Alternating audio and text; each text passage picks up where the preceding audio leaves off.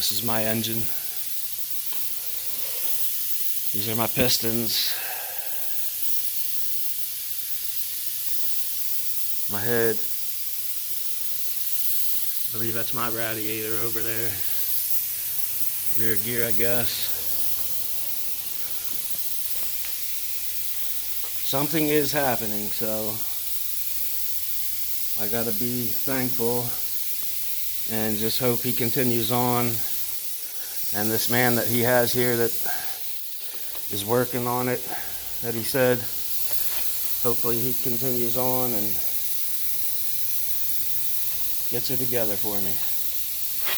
I'll be really thankful and see this truck back for my son to have it on the road.